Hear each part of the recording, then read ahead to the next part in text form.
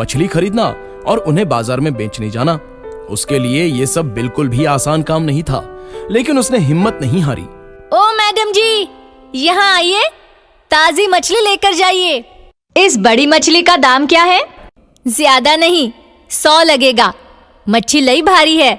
90 रुपए ले लो और काट कर साफ करके दे दो। जी मैडम जी, अभी देती हूँ।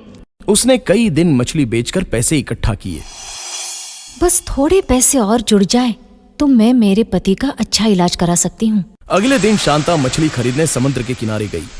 वहाँ उसने देखा कि एक मछुआरे ने रानी मछली के बच्चे को पकड़ लिया है। शांता समझ गई थी कि रानी मछली बहुत दुखी और गुस्से में होगी और वो अब दूसरे मछुआरों को भी नुकसान पहुंचा सकती है। इसलिए शांता ने अपने सारे जमा किए हुए पैसे उस मछुआरे को देकर रानी मछली के बच्चे को फौरन खरीद लिया और उन्हें समुद्र में वापस छोड़ दिया। और बच्चे अपनी माँ रानी मछली के पास वापस लौट गए। अपने बच्चों को देख सुनहरी रानी मछली बहुत खुश हो गई। लेकिन अब सारे पैसे जाने के बाद शांता बहुत दुखी हो गई थी और वो समंदर के किनारे अकेले बैठकर अपने पति के इलाज के बारे में सोचने लगी। अब मैं क्या करूँगी?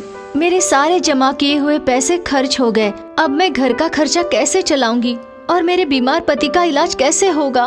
तभी समुद्र किनारे के पास रानी मछली आई और बोली, तुम्हारे दुख की वजह मैं हूँ बेटी। मैंने ही तुम्हारे पति को घायल किया, लेकिन तुमने फिर भी मेरे बच्चों की जान बचाई। तुम बहुत दयावान हो और ईमानदार भी हो, इसलिए तुम्हारे साथ कभी बुरा नहीं होगा। रानी मछली ने अपने मुंह से 3 कीमती हीरे की अंगूठियां उगली और बोली, इससे तुम्हारा सारा जीवन खुशी खुशी गुजर जाएगा, क्योंकि तुम्हारे मन में बिल्कुल भी लालच नहीं है, इसलिए इसकी असली हकदार तुम ही हो।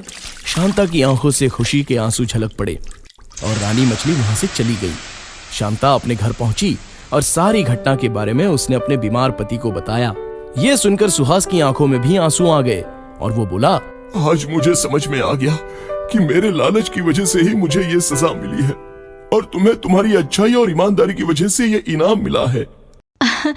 अब मैं इन्हें बेचकर आपका अच्छे से इलाज कराऊंगी और आप जल्दी ठीक हो जाएंगे। शांता ने एक अंगूठी जौहरी को बेच दी और उन पैसों से अपने पति का अच्छे से इलाज करवाया। मुनिया और राजू अच्छे स्कूल में जाने लगे और फिर सुभाष अपने परिवार के साथ समुद्र किनारे जाकर उसने रानी मछली से अपने भूल की माफी मांगी और रानी मछली का शुक्रिया भी अदा किया। तो बच्चों, इस कहानी से हमें ये शिक्षा मिलती है कि हमें विपत्ति के समय हार नहीं माननी चाहिए और लालच छोड़कर हमेशा